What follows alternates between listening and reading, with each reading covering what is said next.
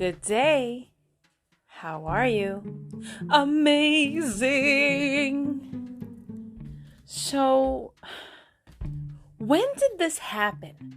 Can somebody please let me know exactly when? When did it happen that I had used all my cool points? I mean, really? Like, did they expire? Did they go on sale? Was it like buy one, get two free? I'm just curious. Because people, today we're talking about when you're a mom of boys and you are no longer cool. Hold on, and we'll get right into it.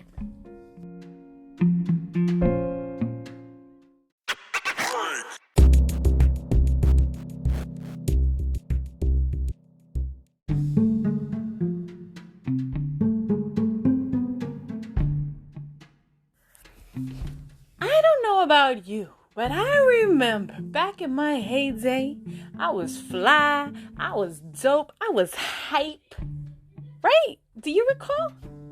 What I mean by that is I was funky fresh, I was sick. Oh my gosh, dare I say, I was totally red tubular chick. Uh-oh. Time warp. Yes, it's true. I have expired cool verbiage. What do I do about it? I don't know. But it has occurred to me that I am that number one element in my kid's life that is uber embarrassing. Not their dad. No. Their mom. Dun dun dun, this just in, embarrassing mom picking up child at school. Dun dun dun, this just in, embarrassing mom at the mall buying clothing for their kids. That is me? Oh my God. Why? You know, there was a time that I break out the robot at the jam that we were at, and my kids would be like, go mom, go mom. Now they're like, Mom, go home. And I'm like, wait a second. You missing out on all of this electronic funkified freshness. Word up. But, yeah, it's dawned on me. Now, all of you know I am amazing, fabulous, and 40. And that's okay. I'm good with that. I don't mind being 4 decades. How old are you? 4 decades. Hello. Yeah, I don't mind that. That is not a problem. And Fanny, what you got on your feet? Chucks. I mean, right? Because I know me. Yo, swoosh. You know, like how I talk. Some of the things I say, I know they're pretty outrageous. But the point is it expired? The other day, I was making my kid a grilled cheese sandwich, and the cheese was moldy. The cheese was expired. The cheese stood alone. And I threw it out. But guess what? As I drifted to the refrigerator, I was funky fresh when I took the cheese out the refrigerator. Those words didn't expire. Even to this day, if you kick a little beat, my name is Fanny, and I'm here to say I could whip it out any time of the day. My lyrics, right? Are my lyrics old-fashioned? Yeah. Yup. I'm hyping all this up to talk about some serious business. I have just let the last 3 minutes of your lives in a typhoon of old-fashioned verbiage. The other day, my kid came up to me and he was telling me some story like he invented it. And I was like, wait a minute, this is a joke. I know this joke. And then I said the punchline and he was like, how did you know that, Mom? Like, you think you invented it? That's what I said. That's what I say now. Every time my sons say something to me that's really awesome, I go, you think you invented it? I remember one time when I was a young person, I had cursed in front of my grandfather and he was so offended. And he said to me, what, did you think you invented it?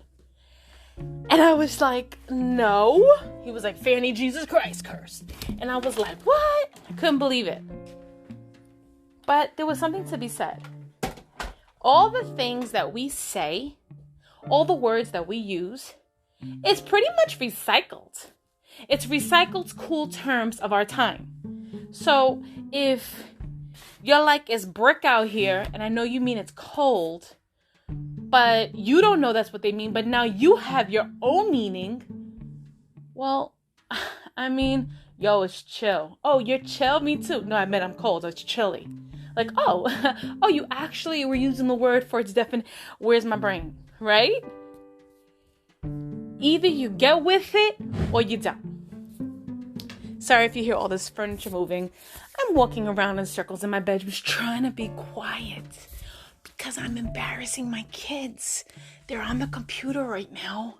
And everything I'm saying is embarrassing them. And they're going, Mom, like that. So I'm in my room pacing. And folding laundry, as usual. But I have to laugh at these things because I remember where my girls at from back in the day. Remember we used to all hang out and we loved being around each other because we were so cool. And everybody thought we were cool. It wasn't just like in our heads. Like we legit were cool. Like people legit thought we were cool, right? I know they did. We would walk into the room. Oh, snap. Look who just came in. And I'm like, boom, it's me. Bam. Right? Now it's like, oh, there's Sergio's mother. Oops, said his name. Sessa, Zachary's mother. Yeah, that's not cool. So, I deal with it. Is it hard? Well, what happens when I'm 50? Do I become fabulous? I mean, I'm fabulous right now at 40. But is there like a transformation that's going to take over me? Like, I was looking at J-Lo the other day, and I was like, dang, girl. She's 50. I could do that. But when I'm 50, she's going to be 60. And then, she's going to be like J-Lo Glow. J-Lo AARP. I'm going to be like, oh, I want to be J-Lo AARP. I love J-Lo. So that's the thing. When is it too much? The other day, Betty White, your nation's doll face and mine, turned 99. She turned 99. And she still got it. She still is wearing her swing line dress with the puff type sleeves, either floral pattern or solid blue. She still got the perm press curl, and she still has her Betty White sweetness attitude. And guess what? She's still cool. Even when she talks, she still has her way that when you listen to her, you're like, go Betty, it's your birthday, right? I totally love her. I don't know when I'm 99 if I'm going to be that fresh. I don't know. I'm going to be popping and locking. I'm going to disjoint my hip and my hip is going to unlock. You know what I mean? It's just not, I don't have that way. But every day I wake up, even if I know I got a lot to do and I'm like, I don't want to do it, I still say, okay, Fanny, today you're going to make the day amazing. Today, you're going to inspire others to be more amazing than you can be. Today, you're going to find somebody who needs your love, and you're going to emphasize to them why they're so special. That's what you're going to do. So every day I wake up, I'm like, doing my Fanny thing, going to the store, going to run errands, do whatever what I'm doing on the computer, doing a consultation, helping somebody with this, and trying to find where can somebody, or how can somebody, or why can somebody be motivated to be a better somebody today. It's true. The other day, my husband and I were at BJ's, and we met this amazing human getting deli meat. And she was standing in front of my cart. And of course, I talked to everybody. Why? Because I like to. And so we were talking. And she was so amazing. Like, I'm listening to her story. And I'm thinking like, wow, I dig her. And then she tells us about her business. I'm like, yo, down low, we going there. I'm getting that. And I said, you know what? Here's my business card. Let's make friends. So she was like, yeah. Can I just tell you something? Me and her, I know we both synced right in that moment. And I know she felt truly happy and I felt truly happy. It wasn't like, all right. No, it was like a real human sync. And I said to myself, either way, if she throws my business card out, or if she doesn't, or if she one day emails me, we had such a great time in the 5 minutes online. I felt great. And she was like, hey. And then we left. We're like, bye, take care. She was like, thanks, take care. And it wasn't anything. It didn't cost anything. It was completely free. And it was just transition of positive energy. That's what it was. And it was a two-way street. It was reciprocal. Here's some positive. I took some positive. Here's some positive. I took some positive. It felt great.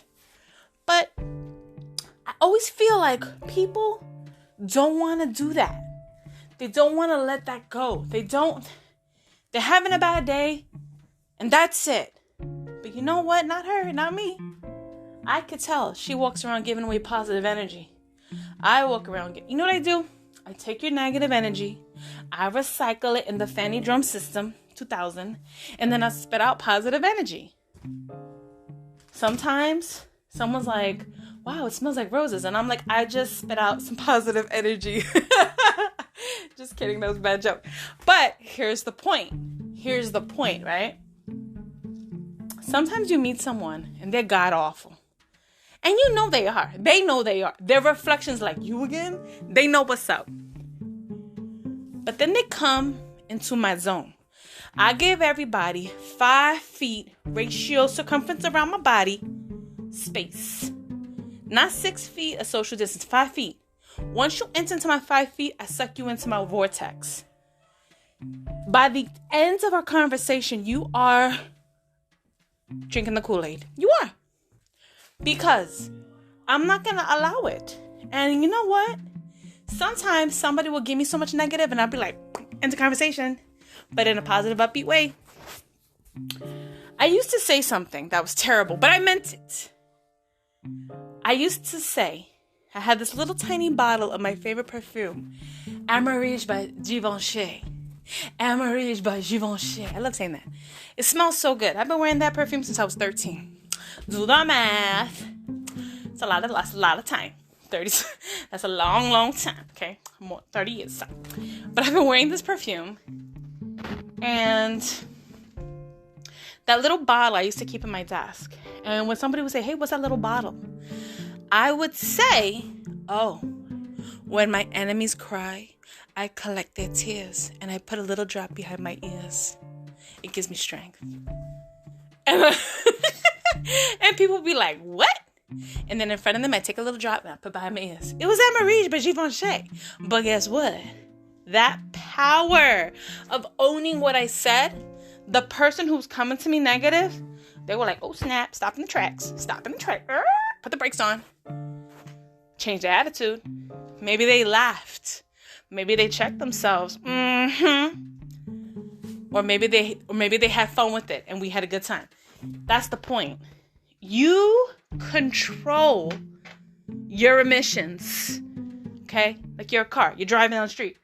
Whatever you put out, that's on you. You negative today? That's on you. Oh, you don't understand what happened to me. What happened to you? Tell me what happened to you. Oh, my heel broke. Or for those, entonces, I spilled coffee and I got fired and well, can you go? Because I'm not going to give in. Pick yourself up. Dust yourself off and start over. Turn the page. Get to the next chapter. Climb the highest mountain. Dude, you are preventing yourself from growing. Your success may not be their success, but do you feel successful when you are succeeding? Yes, you do. Right? The other day, I made soap. I love making soap and bath bombs. Let me tell you something. Plug Fannytasticlife.com. I love it. It makes me feel amazing to create bath bombs, bath soap, body scrubs. I love it for myself. I do. But I love it. I love it. I really love it. And I was making one for my son, and he wanted me to put a toy in it. I made it the scent he wanted, and then I gave it to him, and he loved it. That was amazing. Forgot there was a toy in it, and guess what? Scratched his back. Oh my God. It was a little, he's fine. But I was like, why? But he was so happy. He was like, it's okay. I forgot there was a toy in it, right? Here's the point of the story. Was I successful when I made it? Yes. Was he successful using it? Yes. Did we both learn something? Don't put a toy like that in there. But I learned something. I was like, wait a minute. You really like this? He loved it. So then I had another one, and I gave him the other one that had no toy.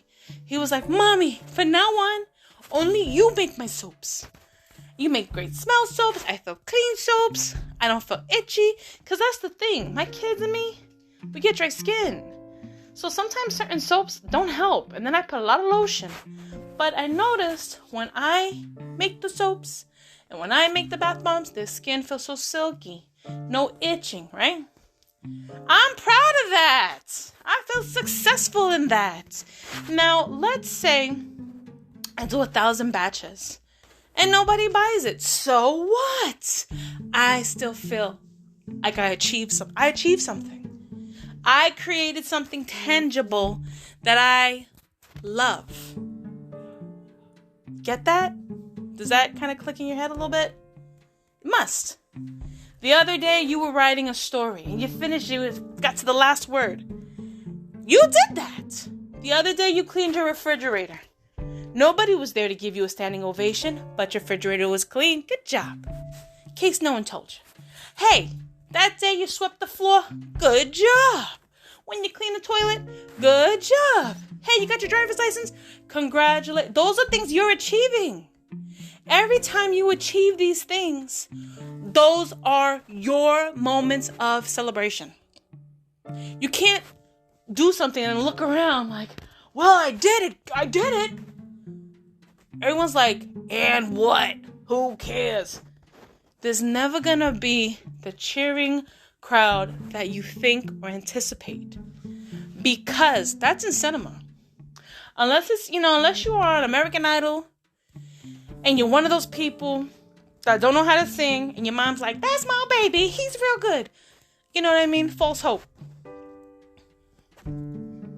When you learn to look in the mirror and say, I'm enough. I'm proud of myself. You're doing a great job. To yourself. It's a feeling that's like no other. When you can be married or single, in a relationship or not, and have an individual, independent respect and happiness for yourself, and still either turn to your partner or be alone, either way, or anyone in your life, and accept the fact that you applauded yourself. It's life-changing. Sometimes when I do something great, my husband goes, good for you. And I'm like, good for me? That's so rude. But he's serious. He's like, good for you. You achieved that. That's your achievement. I'm like, very wise. My husband sometimes can be very wise. So, I say, we have to learn to be efficient in things we have to do, but enough, sufficient. We are enough, okay? Here's another example. My whole life I was 5'7". Then I had surgery on my back, and it straightened my back, and I became 5'8". But everybody in my family, all the women, are 5'5". So my dream height has always been 5'6". You doing the math? You follow it? So my whole life I'm 5'8". Oh wow, you're tall. You're 5'8". Congratulations! Like I achieved something. I just grew. I didn't do nothing. But secretly in my heart, I wish I was 5'6". Because to be 5'6", then I'll fit into my family. All the women are 5'5" and under. I'll fit into that group. Well, my grandmother passed away. My mom passed away. Not a lot of women left in my life. My sister's in my life. And I thought to myself, well, that was kind of silly. Why did I want to be 5'6"? Why didn't I just appreciate who I was? I go to the doctor, I have my physical, get weighed. No comment there. And I get the height. And they're like, okay, 5'6". I was like, whoa, 1 second. What'd you say? They're like, you're 5'6". I'm like, no. I'm certain of it. I'm 5'8". They were like, no, look, your shoes are off. Look, we'll do it again. 5'6". In that moment, I was so excited. I made a goal. And I know that sounds so dumb. It is dumb. I shrunk because of my age. I shrunk. But I was like, oh my God, I'm 5'6". Yo, I did it. I did it. I didn't do anything. My gravitational pull worked against me. But was that a good goal to have? It was a silly goal, right? Can we all agree? I have a friend that she's waist training, and I want to have 19-inch waist.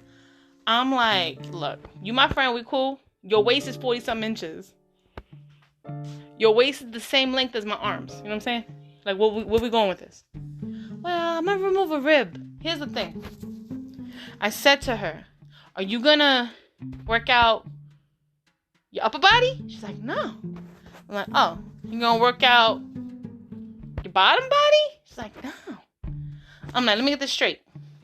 You're going to be like two circles attached to each other by a little tiny middle? Now, if that's naturally your proportions, great. But what the heck are you going to get from having a 20-inch waist for no good reason? Like, you're not doing anything else to anything else. You're just going to wear your corset. Here's the thing. That's the goal she wants, though. It's in her head. Everything will be right in her world. I mean, what can I say? I have friends who corset train. I have a lot of friends who do different things. And I applaud them. But is this particular goal a realistic one? So her doctor told her the only way she removes a rib. She's like, I'm going to do it. And I'm like, what? I said to her, when you do that, what's going to happen? What are you going to get from that? And basically she said, well, then people will accept me because I have a small waist. And I was like, people will accept me because I have a small waist. I said, if somebody doesn't accept you for your waist, why are you looking for their particular acceptance? Hello, lights, camera, action. Let's go. We're rolling. Why do I care if I'm 5'6"? Aren't I enough? Right? It goes back to my verbiage. I'm cool. I'm dope. I'm hype. I'm funky, fresh, rad, tubular, gangster. Because that's who I am. No matter my dimension, no matter your perception, I'm an amazing work of art. Inside, outside, upside, downside. And guess what? If it happens to embarrass my kids, then guess what? Like I always say, you embarrassed, but I'm fine. Hello. Right? We have to love ourselves. So that means cool points do not expire. Hello, recharge. Plug that sucker in. I'm not expired. Betty White's 99. Her cool points have multiplied. Today I had a conversation with someone. And they were so amazing to me for no good reason. And they were like, we want you. I was like, who, me? Little old me? But guess what? I wanted them to want me, right? Sometimes that validation does feel good too. But at the end of the day, I knew whether or not I am wanted or validated in that particular atmosphere, I'm still living my fantastic life. And thank you for joining me on this journey of fantastic life. Please check your cool points. I think it says it's good. And let me know. Thank you for always staying tuned. Talk to you soon.